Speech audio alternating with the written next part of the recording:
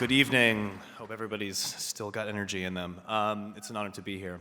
Our next winner takes you to the 1950s, when a wave of panic dubbed the Lavender Scare led us to the investigation and systematic removal of gay men and lesbians from the federal government. It is here that we meet Hawkins and Timothy, played by my unbelievably sexy friend, Matt Bomer, and the also very sexy, and not necessarily my friend yet, but I am open to the idea, Jonathan Bailey.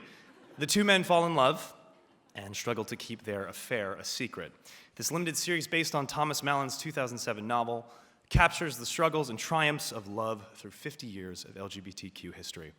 Here's a look at the limited series, Fellow Travelers.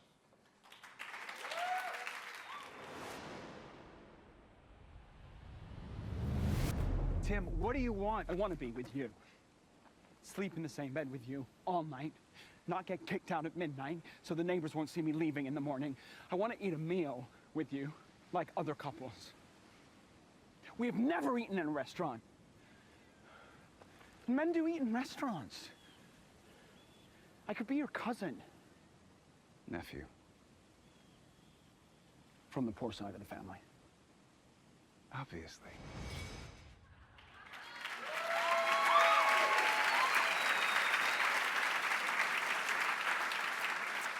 Accepting on behalf of Fellow Travelers, our showrunner, Ron Nyswaner, and executive producer and star, Matt Bomer.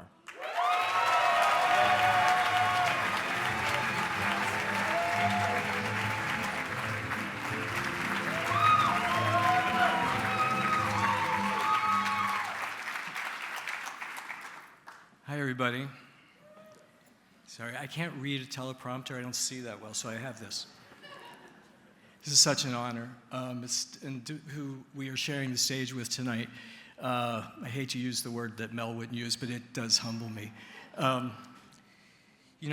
stand here with my colleagues, Matt Bomer, Dan Minahan, Robbie Rogers, Jelani Ladden, Aaron Newfer is here, and so many, the entire cast and crew.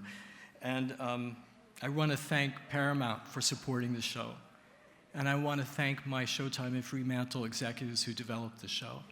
And they have supported me all the way because I spent more than 40 years in a civil rights movement that is based on the right to love. I wanted to write a love story. And I wanted to extend that story because that civil rights movement struggle is a long struggle. It has been a long struggle. So I went back to the 50s, to the Lavender Scare, to the persecution by the federal government of sexual deviance, and we get to see Joe McCarthy and Roy Cohn destroy thousands of lives. And by the way, when you watch our show, please bear in mind that Roy Cohn was the mentor to one of our presidential candidates. Be afraid, everybody. Be very afraid.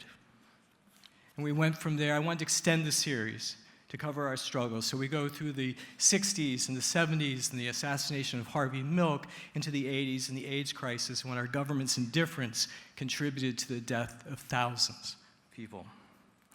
And they kept saying, keep going. And then I said, well, I want the show to be really beautiful. And they said, great. And I said, and it's going to be filled with sex. As a matter of fact, when I handed in the pilot, and they read it, and they got to page 30, and it was the third sex scene, and the Jonathan Bailey character begins sucking on the Matt Bomer character's toes. They still said, keep going. Even then, they didn't say, hey, Ron, slow down. They said, be more ambitious, be more provocative. And thank you.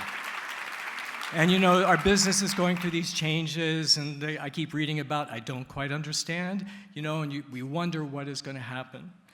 But I hope that what doesn't happen is that we lose the courage to keep telling artists to be more provocative and more ambitious.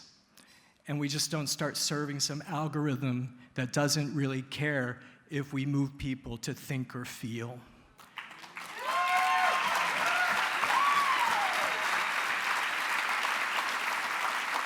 Because, as we've seen a testament tonight, Art is about making people think and feel.